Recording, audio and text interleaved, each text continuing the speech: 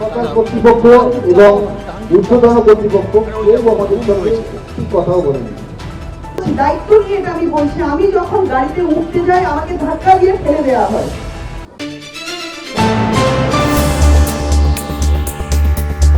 পুলিশের বিরুদ্ধে একের পর এক বিস্ফোরক অভিযোগ নির্যাতিতার পরিবারের।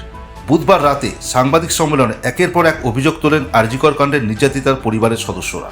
তাদের কারোর অভিযোগ পুলিশ তাদের মুখ বন্ধ করার চেষ্টা করেছিল, তো কেউ বললেন অন্য কিছু, ঠেলে ফেলে দিয়েছেন, দেখা করতেই দেননি, এরকম অনেক অভিযোগই তুলে ধরা হয়।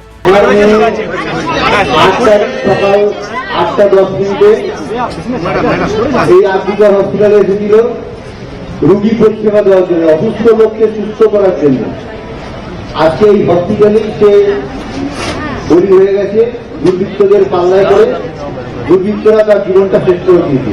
আজকে তার এতদিনের স্বপ্ন এবং আমি যে 62 বছর করে যে স্বপ্ন তিন করে গড়ে তুলেছিলাম, একটা রাতের মধ্যে আমাদের জীবনটা পুরো উলটপালট করে দিয়েছে।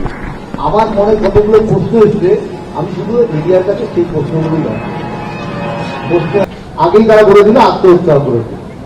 ঠিক আছে, কেন করেছে এটা সেটা তারাই জানে, তারাই উত্তর দেবে। 3 ঘন্টা 3.5 ঘন্টা ওই সেমিনার হলের বাইরে আমাদের বসিয়ে রাখা হয় এবং মেয়ের মা মানে অভয়ের মা পুলিশের হাতে পায়ে ধরতে শুরু করে। ভেতরে তখন লোকজন ঘোরাঘুরি করছে, আমাদের কিন্তু ভেতরে ঢুকতে হবে। এটা কি কারণে? এই প্রশ্নটা আমার উত্তর চাই। পোস্টমর্টম করতে হাসপাতালে দেরি করলো কেন? পোস্টমর্টম তো সাধারণত 4-5টার মধ্যে করা উচিত ছিল, কিন্তু দেখা গেল 6টার আগে পোস্টমর্টমটা হলো না, 6টা থেকে শুরু হলো। আমি এফআইআর করলাম তাড়াতাড়ি। কি হলো, আমি 6:30 থেকে 7টার মধ্যে এফআইআর করলাম। আমার এফআইআর এর রেজিস্টার হলো কখন? 11:45 পরে দেখতে পাচ্ছি ডাক্তার এখানে। এত ডাক্তার থাকা সত্ত্বেও, এত কিছু জানার পরে পুলিশ একটা আনন্যাচারাল ডেথ কেস করলো, ডায়েরি করলো। কি কারণে?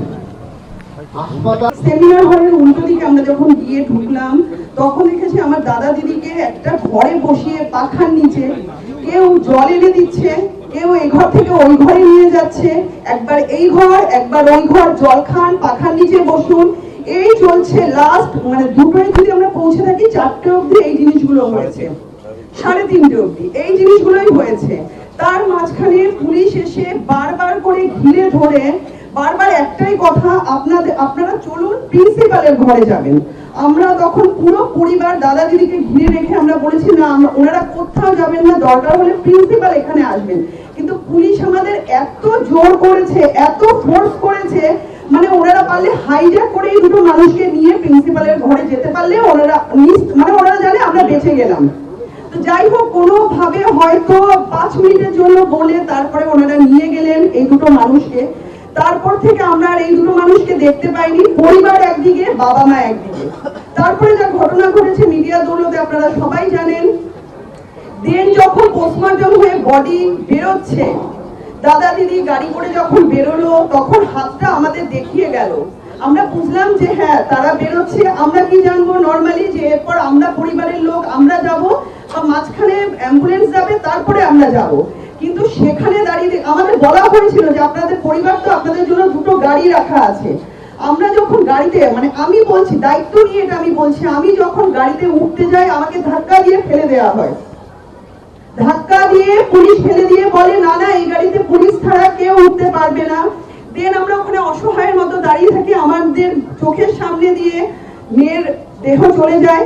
তারপরে ওখানে যারা আমাদের পরিচিত ছিলেন তারা বললেন যে আপনারা দেখুন কি করে যাবেন।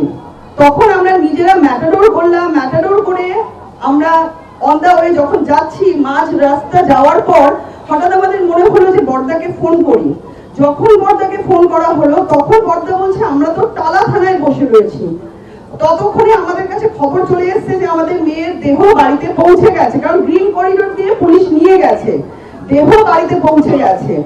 আমরা এখানে এমন বক্তব্য শুনতে পাচ্ছি কিছু স্থানীয় মানে নেতা নেত্রী, তারা বলছেন যে 20 মিনিট বডি দাঁড়িয়েছিল। আমি অতি দায়িত্ব নিয়ে বলছি যে আমাদের মেয়ের বডি আমাদের বাড়ির সামনে 1.5 ঘন্টা দাঁড়িয়েছিল।